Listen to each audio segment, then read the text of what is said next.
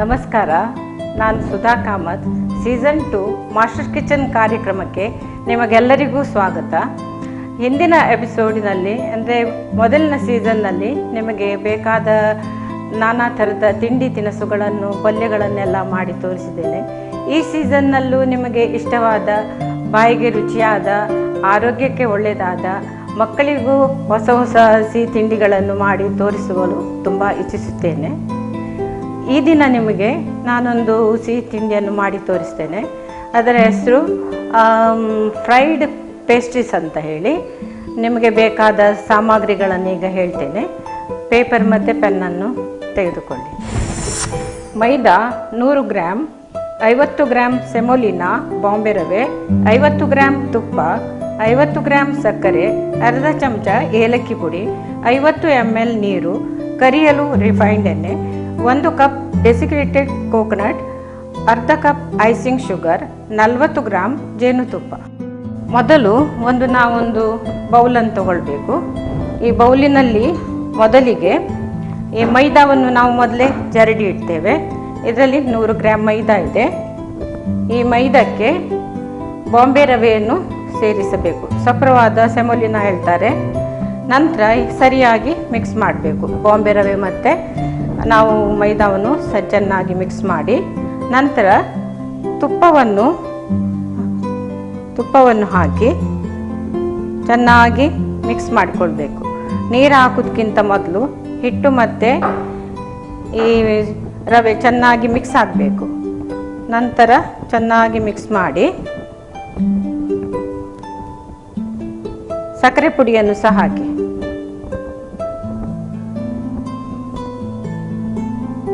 ಸಕ್ಕರೆ ಪುಡಿ ಸಹ ಹಾಕಬೇಕು. ಸಕ್ಕರೆ ಪುಡಿ, ಏಲಕ್ಕಿ ಎಲ್ಲವನ್ನು ಮಿಕ್ಸ್ ಮಾಡಿ, ನಂತರ ಇದಕ್ಕೆ 50 ml ನೀರನ್ನು ಹಾಕಬೇಕು. ಈಗ ನಾವು ಯಾವಾಗಲೂ ಎಂಥ ತಿಂಡಿ ಮಾಡುವಾಗ ಸಹ ನೀರು, ತುಪ್ಪ ಎಲ್ಲ ಕ್ರಮದಲ್ಲಿ ಕರೆಕ್ಟ್ ಅಳತೆಯಲ್ಲಿ ಬಿದ್ದರೆ ಮಾತ್ರ ಅದು ಸರಿಯಾಗಿ ಆಗ್ತದೆ. ಈಗ 50 ml ನೀರನ್ನು ಮಿಕ್ಸ್ ಮಾಡಬೇಕು. ಈಗ ಚೆನ್ನಾಗಿ ಇದನ್ನು ಕೈಯಿಂದ ಚೆನ್ನಾಗಿ ಮಿಕ್ಸ್ ಆಗ್ತದೆ. 2 ನಿಮಿಷ ಇಡಬೇಕು. ಇದನ್ನು 2 ನಿಮಿಷ ಅಂದರೆ ರವೆ ಇದರಲ್ಲಿ ಇದ್ದದ್ದು ನೀರು ಚೆನ್ನಾಗಿ ಎಳೆದು ಸ್ವಲ್ಪ ಅರಳ್ತದೆ ನೋಡಿ. ಈಗ ಹದವಾಗಿ ಆಯ್ತಿದು. ಹೆಚ್ಚು ಮೆದು ಸಹ ಆಗಲಿಲ್ಲ, ಹೆಚ್ಚು ಗಟ್ಟಿ ಸಹ ಆಗಲಿಲ್ಲ. ಈ ಹದಕ್ಕೆ ಬರಬೇಕು. ಅಂದರೆ ಕರೆಕ್ಟ್ ಅಳತೆಯಲ್ಲಿ ಹಾಕಿದರೆ ನೀವು ಕಣ್ಣು ಮುಚ್ಚಿ ಬೇಕಾದರೂ ಇದನ್ನು ಮಾಡಬಹುದು. 2 ನಿಮಿಷ ಇದನ್ನು ಹಾಗೆ ಬಿಡಬೇಕು. ಈಗ ಒಲೆಯನ್ನು ನಾವು ಉರಿಸಿ ಗ್ಯಾಸನ್ನು ಸ್ವಲ್ಪ ಸಣ್ಣ ಉರಿಯ ಮೇಲೆ ಇಡಬೇಕು. ಅದು ಗುಳಿಗೆ ಆಗುವವರೆಗೆ ಆದಷ್ಟು ಕಾಯ್ತದೆ. ಈಗ ಇದರದ್ದು ಹದಗಾತ್ರದ ಬಾಲ್ಗಳನ್ನು ನಾವು ಜಾಮೂನಿಗೆ ಮಾಡ್ತೇವಲ್ಲ, ಅದೇ ರೀತಿ ಜಾಮೂನಿನ ಗಾತ್ರದ ಉಂಡೆಗಳನ್ನು ಮಾಡಬೇಕು.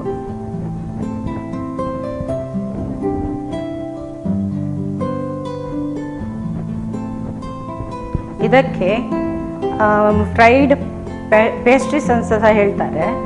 ನಂತರ ಅಲ್ಲಿಯ ಹೆಸರಿದಕ್ಕೆ ಬಲಾ ಹಲ್ ಶಾಮ್ ಅಂತ ಹೇಳಿ.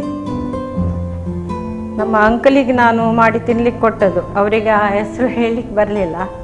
ಬಲಾ ಹಲ್ ಶಾಮ್ ಹೇಳುವ ಬದಲು ಅದಕ್ಕೆ ನೀನು ಘನಶ್ಯಾಮ್ ಅಂತ ಹೆಸರಿಡು ಅಂತ ಹೇಳಿದರು. ಅದಕ್ಕಾಗಿ ನಿಮಗೆ ಯಾವುದಿಷ್ಟವೋ ಆ ಹೆಸರನ್ನು ಇಡ್ಬೋದು. ನೋಡಿ, ಎಲ್ಲ ಗುಳಿಗೆಗಳನ್ನು ಮಾಡಿ ಆಯಿತು. ಇದು ಜಾಮೂನ್ ಅಂದರೆ ನೇರಳೆ ಹಣ್ಣು ಅಂತ ಹೇಳ್ತಾರಲ್ಲ, ಅದೇ ರೀತಿ ಅಂದರೆ ಅದೇ ಜಾಮೂನಿನ ಥರ ಬರ್ತದೆ ಇದು ನೋಡುವಾಗ. ಈ ರೀತಿ ಉದ್ದಕ್ಕೆ ರೋಲ್ ಮಾಡಿಕೊಡ್ಬೇಕು. ಹೀಗೆ ಅಂಗೈಯಲ್ಲಿ ಮಾಡಬೇಕು. ಬೆರಳಿನಿಂದ ಮಾಡಿದರೆ ಅದರ ಶೇಪ್ ಚೆನ್ನಾಗಿ ಬರುವುದಿಲ್ಲ. ಚೆನ್ನಾಗಿ ಒಂದೊಂದೇ ಗುಳಿಗೆಗಳನ್ನು ಹೀಗೆ ರೋಲ್ ಮಾಡಿ ಹಾಕಬೇಕು.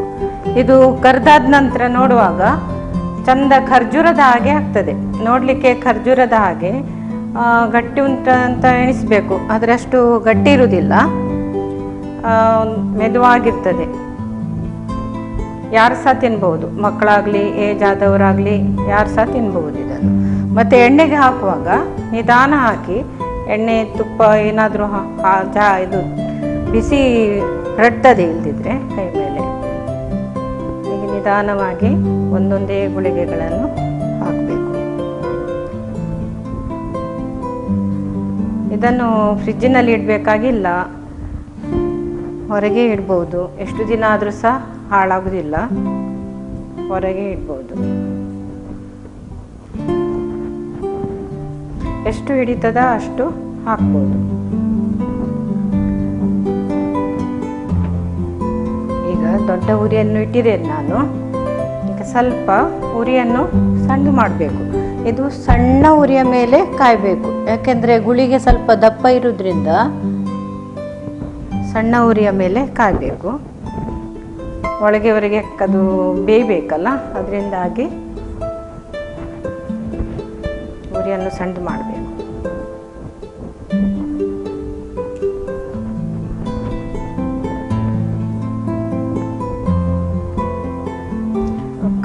ಇದು ಹಾಕಿದ ಹಾಗೆ ಕೂಡಲೇ ಅದನ್ನು ಕವುಂಚಿ ಹಾಕಲಿಕ್ಕೆ ಹೋಗಬೇಡಿ. ಸ್ವಲ್ಪ ಬೇಯಲಿ. ಸ್ವಲ್ಪ ಬೆಂದ ನಂತರ ಅದನ್ನು ಸ್ವಲ್ಪ ಒಂದು ಸೌಂಟಿನಿಂದ ಸ್ವಲ್ಪ ಅಲುಗಾಡಿಸಬೇಕು. ಮೆಲ್ಲ ಇದನ್ನು ಮೆಲ್ಲ ಇದು ಮಾಡಬೇಕು. ಇಲ್ಲದಿದ್ದರೆ ಒಂದು ಪುಡಿ ಆದರೆ ಕಷ್ಟ. ನಿಧಾನವಾಗಿ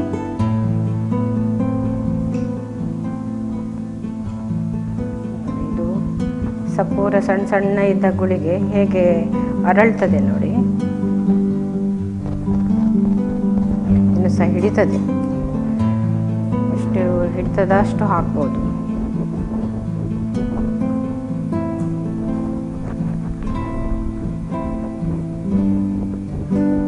ಚಿಕ್ಕ ಮಕ್ಕಳಿದ್ರೆ ದಿನಕ್ಕೊಂದು ಥರದ ತಿಂಡಿಯನ್ನು ಮಾಡಿಕೊಡ್ಲಿಕ್ಕೆ ಮನೆಯಲ್ಲೇ ಮಾಡಿದಾದರೆ ತುಂಬ ಖುಷಿ ಆಗ್ತದೆ.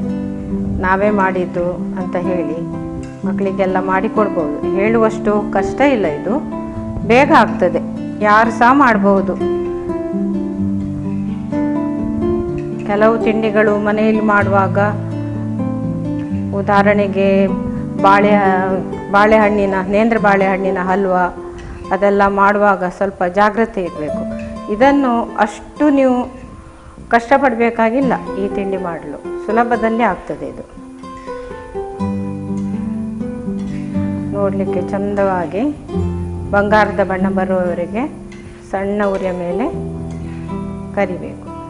ನೋಡಿ, ಈಗ ಬಂಗಾರದ ಬಣ್ಣ ಬರಲಿಕ್ಕಾಯಿತು. ಇದಕ್ಕೀಗ ನಾವು ರಿಫೈನ್ಡ್ ಎಣ್ಣೆಯಲ್ಲಿ ಕರಿತಾ ಇದ್ದೇವೆ, ಆದರೆ ಇದಕ್ಕೆ ಬರ್ತದೆ ಈಗ ತುಪ್ಪದ ಪರಿಮಳ ಬರ್ತಾ ಇದೆ. ಅದು ಹೇಗೆಂದರೆ ಇದಕ್ಕೆ ನಾವು ತುಪ್ಪ ಹಾಕಿದ್ರಿಂದ ಒಳ್ಳೆ ತುಪ್ಪದ ಪರಿಮಳವೇ ಬರ್ತದೆ. ರಿಫೈನ್ಡ್ ಆಯಿಲ್ ಇದು ಎಂಥದೂ ಇಫೆಕ್ಟ್ ಇದಕ್ಕೆ ಬೀಳುವುದಿಲ್ಲ. ನೆನಪಿನಿಂದ ಇದನ್ನು ರಿಫೈನ್ಡ್ ಆಯಿಲ್ನಲ್ಲೇ ಕರಿಬೇಕಾಗ್ತದೆ. ತೆಂಗಿನೆಣ್ಣೆಯನ್ನು ಉಪಯೋಗಿಸಬೇಡಿ.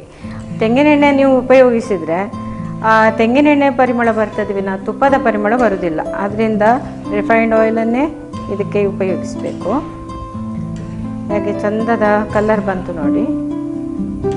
ಒಳಗೆ ಹೊರಗಿದು ಚೆನ್ನಾಗಿ ಬೇಯ್ತದೆ.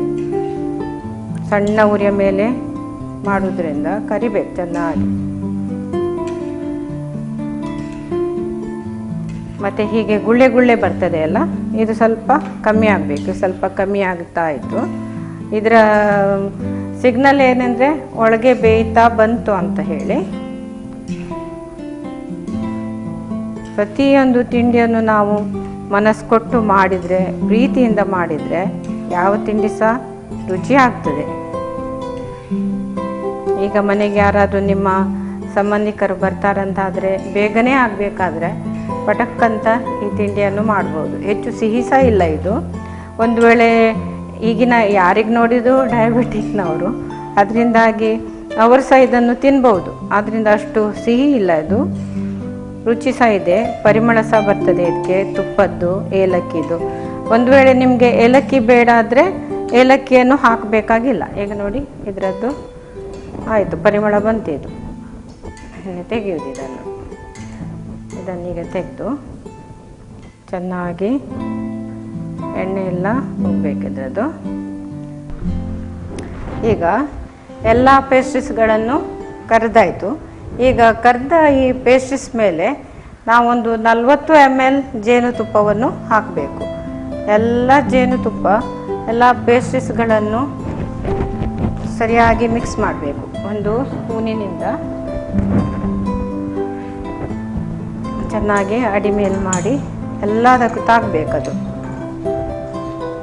ಜೇನುತುಪ್ಪ ಹಾಕುವುದರಿಂದ ಒಂಥರ ಪರಿಮಳ ಬರ್ತದೆ ಇದಕ್ಕೆ, ಜೇನುತುಪ್ಪದ್ದು. ನಂತರ ಸ್ವೀಟ್ನೆಸ್ ಸಹ ಬರ್ತದೆ ಇದಕ್ಕೆ.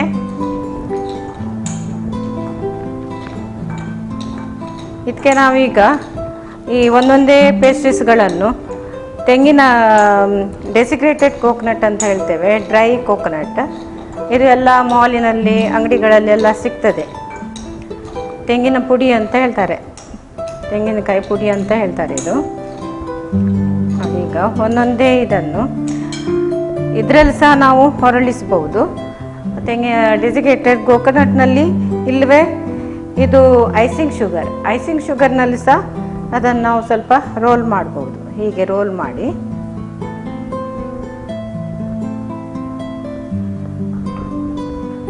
ಮಾಡಿ ಇಡ್ಬೋದು.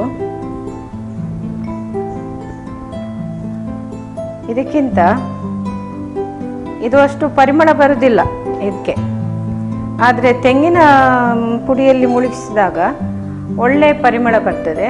ನಂತರ ಇದು ನೀವು ಎಷ್ಟು ದಿನ ಸಹ ಹೊರಗೆ ಇಡ್ಬೋದು, ಫ್ರಿಜ್ಜಿನಲ್ಲಿ ಇಡಬೇಕಾಗಿಲ್ಲ. ನಂತರ ಇದಕ್ಕೆ ತೆಂಗಿನ ಪರಿಮಳ ಸಹ ಬರ್ತದೆ, ಕೊಬ್ಬರಿಯ ಪರಿಮಳ ಬರ್ತದೆ, ಅದು ಹಾಳಾಗುವುದಿಲ್ಲ. ಒಣ ತೆಂಗಿನ ಪುಡಿ ಆದ್ದರಿಂದ ಏನು ಹಾಳಾಗುವುದಿಲ್ಲ ಇದು. ನೋಡಿ, ಹೀಗೆ ನೋಡಲು ತುಂಬ ಚೆನ್ನಾಗಿ ಕಾಣ್ತದೆ. ಹೀಗೆ ಒಂದೊಂದೇ ಹೀಗೆ ಮಾಡಿ ರೋಲ್ ಮಾಡಿ ಹೀಗೆ ಇಡಬೇಕು.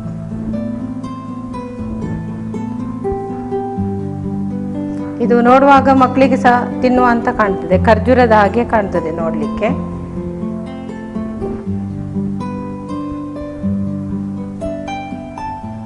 ಒಂದೊಂದು ಊರಿನಲ್ಲಿ ಒಂದೊಂದು ದೇಶದಲ್ಲಿ ಒಂದೊಂದು ಥರದ ತಿಂಡಿ, ಆದರೆ ನೋಡ್ಲಿಕ್ಕೆ ಹೋದರೆ ನಮ್ಮ ದೇಶದ ಜಾಮೂನ್ ಹಾಗೆ ಕಾಣ್ತದೆ ಇದು, ಗುಲಾಬ್ ಜಾಮೂನ್.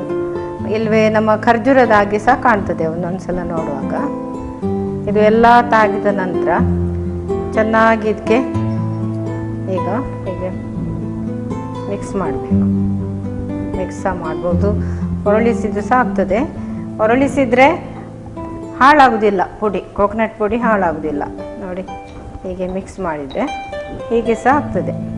ಇದನ್ನು ಒಂದು ಡಬ್ಬಿಯಲ್ಲಿ ಹಾಕಿ ಇಟ್ಟರೆ ಎಷ್ಟು ದಿನ ಸಹ ಹಾಳಾಗುವುದಿಲ್ಲ. ಇದನ್ನು ಈಗ ತಿನ್ನಲು ರೆಡಿಯಾಗಿದೆ. ಬಲಾ ಅಲ್ ಶಾಮ್ ಫ್ರೈಡ್ ಪೇಸ್ಟ್ರೀಸ್ ರೆಡಿ ಇದೆ. ಮನೆಯಲ್ಲಿ ಮಾಡಿ ಸವಿಯನ್ನು ನೋಡಿರಿ ಹೇಗಿದೆ ಅಂತ. ಬಲಾ ಅಲ್ ಶಾಮ್ ಮಾಡುವ ವಿಧಾನ: ಸಕ್ಕರೆಯನ್ನು ನಯವಾಗಿ ಪುಡಿ ಮಾಡಿರಿ, ಮೈದಾವನ್ನು ಜರಡಿ ಹಿಡಿಯಿರಿ.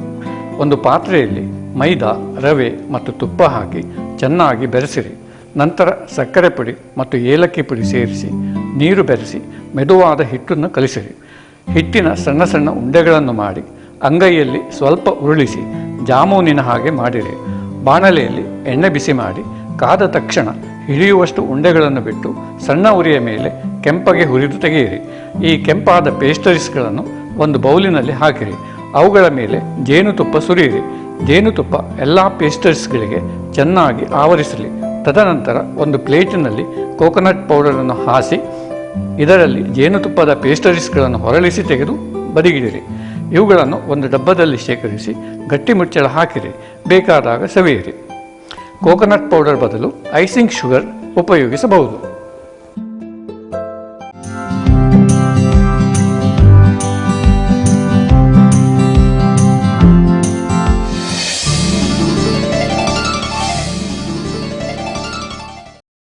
ಈಗ ನಾನೊಂದು ಹೆಲ್ತ್ ಟಿಪ್ಸನ್ನು ನಿಮಗೆ ಹೇಳ್ತೇನೆ.